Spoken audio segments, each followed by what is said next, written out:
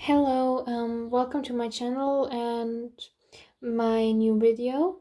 Today I decided to post my first part for a rewrite of the show Miraculous Ladybug. I really liked the show as a kid, but as the series progressed, the writing just got really bad, which I honestly thought was really sad because the show has a lot of potential to be really great. I really like the concepts, which is why I decided to make a rewrite. I will not talk about my issues with the writing here. It's mainly with the characters and the way their relationships and the characters develop. You can literally just look on YouTube for like any Miraculous Ladybug rant and you will find a lot of people explaining the issues with the show. This is mostly supposed to be a rewrite. It's my first part where I will mainly rewrite the origins, even though I don't have big issues with them. My main issues with the characters, but I decided since I'm going to make a rewrite, I might as well change everything I want. So yeah, this first part is focusing on the origins, and then my future videos will focus on how I would change the characters and their development. Let's get started. Okay, the first thing I would do is I would have a backstory for how the comics were created. It doesn't need to be immediately revealed in the first episode. How I would say as the show progresses, the comics eventually tell them. But the way they were created was there were these evil spirits, and not spirits, sorry, these evil creatures on Earth called the Xian, who were terrorizing everyone, and so a group of friends wanted to do something against them, so they were looking for a way to defeat these evil creatures. And so they found this magical jewelry which gives them powers that they can use to defeat these creatures. They were really amazed by these jewelries, so they called them miraculous. And yeah, they were able to defeat the Xian with this jewelry, but they themselves got heavily injured, and they they were so injured they could die now. However, defeating the Xian allowed them to receive the gift of immortality. However, that gift came with a consequence of their life now being tied to the magical jewelry, the miraculous, and they lose their human forms, taking a new form that caused them to be referred to as the Kwamis now. Eventually, temples were built where you would train people to become guardians or miraculous holders, so that these jewelries and these miraculous can be used to fight back against evil for all of eternity. Yeah, this is how I would change the origin story I would give to Kwamis. It's a bit basic, but at least it's something. Yeah. The next thing I would do about the origins is I would also change the backstory for Master Fu, because I do not like the fact that his backstory was basically, I was really hungry, and so I decided to create the monster, and oh no, it killed everyone. Oh, well, everyone makes mistakes. I do not like that story. Okay. The way I would have it be is that at the temple, Master Fu was training to become a guardian, and he also was a holder of the Cat Noir Miraculous. And there he met Lenore, who was who became a holder of the Ladybug Miraculous, and they fell in love and were fighting evil together until one day, during a battle, Lenore lost her life because she was so heavily injured, and Master Fu was heartbroken over this. Well, he would be called Fu at the time, but whatever. But he was so heartbroken that he really wanted to do anything to bring back his lover. So he found a way, which is to reunite the miraculous. He knows he shouldn't do this because it could have devastating consequences. He doesn't know what those consequences would be. He just knows that everyone is no, don't do this. This will have consequences. But he does not care because he misses his lover so much. He just wants to do everything to bring her back. So as he unites them, however, the spirit of a Xian comes back. And this Xian is now back only as a spirit. It has not yet regained his full form, and Master Fu stops the process of uniting the miraculous before he can take on his full form. now it's only there as the spirit, but it manages to take over Lenore's body in order to stay alive, and it wants to take the Miraculous to like resurrect himself and his friends fully so they can take over Earth again. Master Fu, realizing that he made a big mistake, is now warning everyone. One of the people in the temple does a spell that causes the miraculous to spread all over Earth and be hidden in different places, so that the Xian can't just take them. Now, in a fit of rage, the Xian is like destroying everyone. Master Fu manages to hide and is now thinking of a way to fight back against this creature. He does not want to fight it fully because it's still in the body of his lover. So, what he decides to do is use a magical flute to put it to sleep. He hides the Xian now in a closet, but everyone is gone. They were all murdered that day. He flees from the temple and decides to hide away to live a sort of normal life. He lives for centuries on, as he was the guardian, which gifted him the gift of immortality. As the centuries pass, one day, two travelers, Gabriel and Emily, decide to visit China and go explore the place a bit. They decide to leave their 7-year-old son Adrian at home with his nanny because they felt it would be too much walking for a little boy.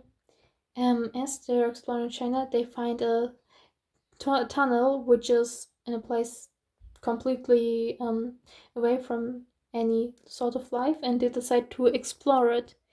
In this temple, they opened a closet to find a strange-looking unconscious lady fall out of it. They try their best to wake her up, however, it takes a lot of time. They're worried, and they do manage to wake her up. However, the moment she wakes up, they realize that this is not a real human. The Xian is now awakened and attacks Emily in a fit of rage. Before it disappears, to go and search for the miraculous. Gabriel is shocked at what happened and takes his wife to a hospital in order to try and save her life. However, it's too late. His wife is now gone. After this experience, Gabriel becomes very overprotective over Adrian. He can't lose the last person in his life that matters to him. However, he also grows cold and a bit distant as a result of grieving. After 9 to 10 years, when Adrian is around 16 to 17, the Xian visits Gabriel again. He's angry, asking her what she wants from him, if she hasn't done enough to hurt his life, destroy his life. And the Xian tells him that she found a magical jewelry which could help, but it's not the one she needs 2 others. And with this jewelry she could find it, however she cannot use it herself, so she wants Gabriel to use it so that he can find the Cat Noir and Ladybug Miraculous. Gabriel is obviously furious and he asks her, "Why should I help you? You literally destroyed my life. I will not do anything for you, and not to mention that this could hurt many people." However, the Xian offers him a deal. She tells him that if he finds the miraculous, that he can have one wish to bring his wife back. Gabriel is obviously tempted by the idea of managing to bring back his wife. However, he at first declines, not being sure if he can truly trust this Xian. Well, the Xian shows him something, a vision of Emily and the future they could have if she came back. Gabriel now is like still unsure, but he's like, "Do you really promise to bring her back? Are you actually capable of doing that?" And she says, "Yes, if you don't believe me, you can ask this creature here." And so the Kwame appears after centuries of being like locked in the miraculous. It's awakened and has no idea what's going on. The Xian is behind him. He does not know that she's there. And Gabriel just asks, "Is it true if I find this Cat Noir and Ladybug Miraculous that I have a wish?"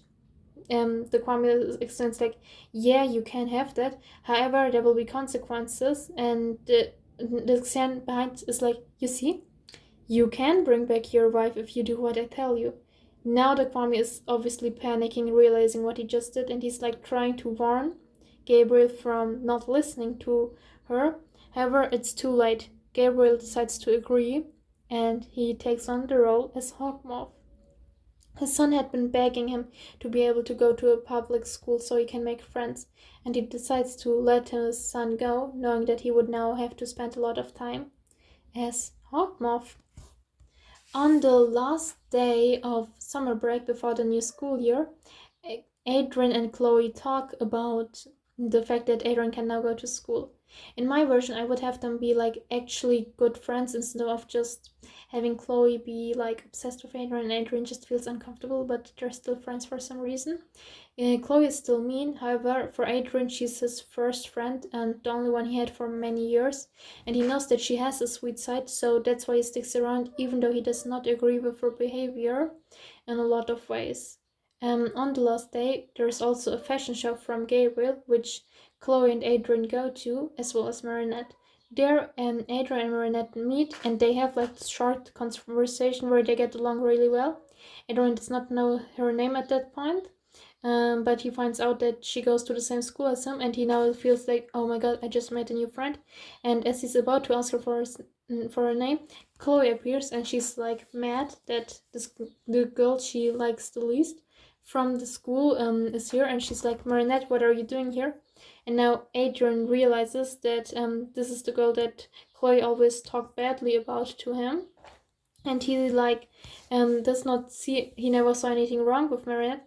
However, he does not want to get involved as he feels like this could cause a fight between Chloe and him. This will like be part of his later on character arc, where the first person he learns to stand up to will be Chloe before he stands up to his father. But yeah, Chloe decides to destroy the ticket, and Marinette is like furious. She's not just angry at Chloe, but also Adrian, because she now knows they're friends and that he just let it happen. So she goes away, and she goes to a bus stop so she can go home and call Alia to talk about what just happened to her. However, as she's on her way to the bus stop, a monster appears, the first victim of Nakuma. She goes and runs somewhere to hide. Chloe and Adrian have also run somewhere. However, on the way they lost each other because of such a stressful situation. In their hiding spots, Marinette and Adrian find a box which they open, and that's how they find the Miraculous and the Kwamis. In my version, an old man won't hand the responsibility to save the world from a crazy terrorist to some random teenagers. I know it was explained in season 5 why he did it, but first of all, it's too late. Second of all, it's stupid because first of all, these could have been random people playing dress up. Why did he trust them? Second of all, he did not know their identity because that's hidden with magic, so why did he know that it was them? It does not make any sense. I do not like that explanation. So yeah, they found these Miraculous, and the Kwamis are obviously also confused because they were gone for like centuries, and the last thing they remember was their temple getting destroyed. And they like both Adrian, Marinette, Black Tiki, they're all like confused. Obviously Marinette and Adrian are like separate from each other. They will also not know their identity. However, I would not drag it out as long. I would also have the show only have like 4 seasons, but I'll get more into that in later seasons anyways. However, the Kwamis then realize that one of their friends is being used for evil purposes, and they decide to work with Marinette and Adrian to defeat this monster. And this is how they become Ladybug and Cat Noir. They manage to defeat the monster. I would now have the course of the fight be pretty similar. I do like in the origins how at first Marinette was like really self-conscious. However, and she feels like she fails it when she realizes she didn't capture Akuma. I would have this sort of storyline also integrated there, and then when she sees her friend in danger, she decides to actually become good. So yeah, we have that, and then after they defeated them, the Kwamis like educate them that there's more jewelries like these, and they need to find them, these Miraculous. And they also like, there's this evil creature which is probably asking a person to use the butterfly Miraculous to terrorize people, because he's like, because it's looking out for the Ladybug and Cat Noir Miraculous, and they need to find the Miraculous and also defeat, figure out who Hawkmoth is and find this evil creature to defeat it as well. Marinette and Adrian agree to now help them because the experience did bring something to them. For Marinette, it gives her like a newfound confidence, which she never had. She was a rather insecure person. Or for Adrian, it's like he gets to be more free when he's Cat Noir. And this is how the show starts. I will not have them like fall in love with, like, I will not have Cat Noir fall in love with Ladybug immediately in the first episode, and also not Marinette with Adrian immediately. I would say like in the middle of season 1 they fall in love because Adrian first he's like just with Chloe, and he does seem really mean because he never does anything against what she does, because he just doesn't know how to fight back against it. However, eventually he's like starts to like stand up for himself and is like telling Chloe, you know, you I'm not okay with what you're doing. You are still my friend. However, I will not tolerate the way you treat her, and I want to be friends with her. And she does not like his decision. However, knowing how much his father restricted his freedom, she's like, okay, you know what, you can be friends with her, but I still hate her. So yeah, Aaron like goes to Marinette and apologizes, and we have this umbrella scene. And yeah, in the meantime, like for the first few episodes, Ladybug and Cat Noir won't just fight these episodic villains. They will also train together to become better and how to deal with their powers. And they have like these conversations, and then Cat Noir slowly falls in love in the middle of the season with Ladybug. And yeah, so I would have the whole plot be at first they like train together and fight these villains, then they decide to eventually actually search for the other Kwamis as well as for Master Fu, and after that, after they find these Miraculous, their next mission is to figure out Hawkmoth's identity. They try like really hard. The only other people who will have Miraculous would be Alia, Nino, and Chloe. How exactly these things will be done, I will talk about in the next parts. But yeah, overall, what I would have is Chloe gets a redemption arc. Adrian will have more focus, and I really like his fanon version, where it's like as Adrian he has to kind of put on a mask, but as Cat Noir he can be his true self. And I would like give him more focus, explore that, and have him like develop to not only stand up to Chloe as in like I want to be friends, but he also learns to stand up more to his father and become more himself as Adrian as well.